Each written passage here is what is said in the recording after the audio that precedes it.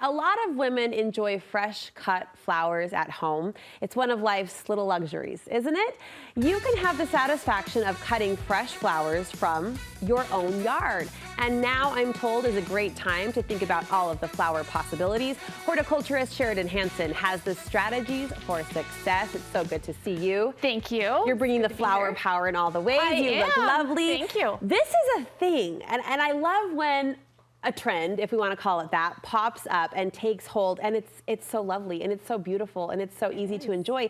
A cutting garden. Women want a cutting garden. Yes, and it is a big trend in Utah right now. We are seeing a massive increase and surge in women who are cut flower growers in the state of Utah, and it's great. These women are empowered. They're able to maybe make a little money by selling or just making themselves happy by bringing the flowers inside, planting something to support pollinators and make their gardens beautiful. So a lot of advantages.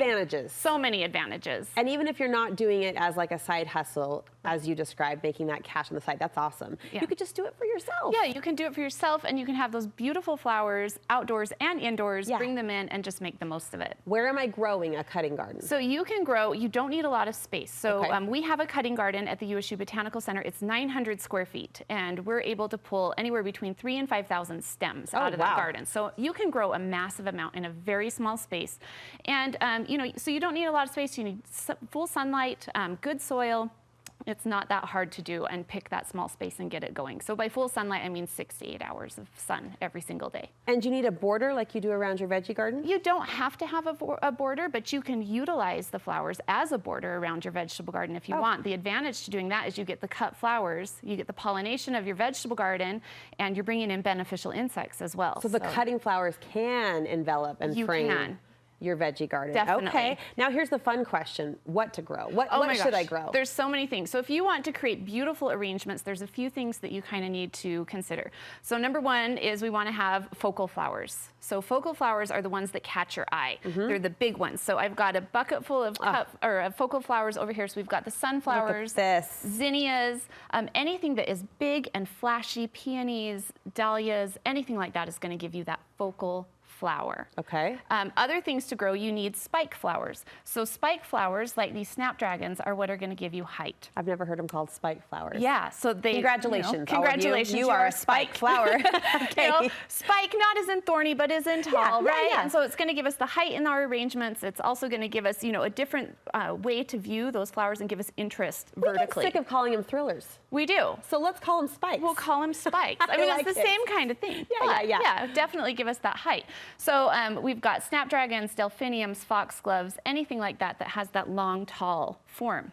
And then we have the filler flowers. So filler flowers kind of go behind those focal flowers. They give us color and they kind of soften the arrangement and pull all the colors through. So I've got a bunch of examples of fillers. So these are dianthus. It's a type of carnation. These are smaller, heirloom type. They're like mini carnations. They are, and they smell so good. Do you know my love for the carnation flower? I do not. I think it's the most underappreciated, under-celebrated flower. It's got ruffles just falling off of itself. All over it, like a tutu. Look at the minis. It's a tutu. It is. It's like a tutu. Oh my gosh, now I love it more. It's a tutu flower. I'd never even thought of that. But they smell so good. And these are something you can start really early on. So, you want to start kind of gathering ideas now so that you can start next spring. So this is something you would start early and get going. We also have status. This is status, something that you would use in that background, and these can be dried. So you can use them fresh or dried, and they kind of have that papery feel. We've got bachelor button, sometimes called centranthus, and my intern last year, she's so cute. She's a Harry Potter fan. This is scabiosa, but she says it's scabiosa. With a wave of the wand, any flower can be scabiosa. I can't even say that without thinking about her. That's hilarious. We definitely have other things as well. So we've got this flamingo flower. This is celosia. And celosia comes in a couple of different forms. Yarrow is another one that you can utilize as well. And then we have things like greenery, things that are going to add, that place to rest your eye. And you don't think of the greenery. If I were setting out, if I was lucky enough to have a space that I could claim for a cutting garden, I wouldn't even think of the greenery. Right, and it's kind of that afterthought. You're like, oh, I've got all these blooms, but I need that space. So you can actually forage for some of this greenery, and I did that this morning because, it's something I don't waste a lot of space in my garden on.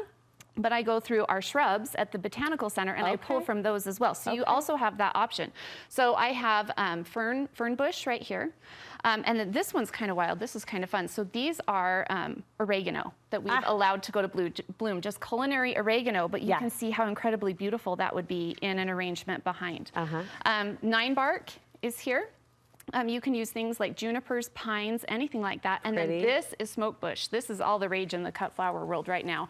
You can have either the leaves that are this kind of dark, moody color, or you can utilize the bloom, which is this really light, airy. Those are both smoke bush? Those are both smoke bush. Wow. Crazy. So utilizing plants in different ways at different times, how they bloom, you can really get a big bang for your buck out of your garden. I see the cutting garden movement going hand in hand with another kind of arrangement movement in general, which you've reflected here, the way they're just kind of, you know, dropped in buckets and are artfully bending. 10 years ago, I had the chance to visit the headquarters of Good Housekeeping. Oh, fun. And they were in the middle of in the throes of a movement that I think is similar to what we're seeing in the floral world, which was they were no longer just photographing food perfect. Like they wanted a plate with crumbs. They wanted the drizzle to go off of the, you know what I mean, the brownie. And you kind of see that happening with floral arranging, and the cutting garden lends itself to that. It's a little more organic and natural and alive. It is. It is a lot more organic and natural this way. Very different than what you would pick up, you know, with a floral design piece that you order from, you know, place online. It's not so controlled. Yeah, and it is, and when you grow it yourself, you can get some really interesting flowers too, things that you wouldn't get if you ordered that flower arrangement. And I almost wonder if you grow it yourself, you start to appreciate more of that imperfection. You do. You know what I mean? Like the movement of Mother Nature and the way she puts it all together, you almost come to embrace that as the desirable look. Absolutely. And I mean, you look at it and you're like, well, you know, it isn't perfect, but it's still absolutely beautiful. I grew this. I have this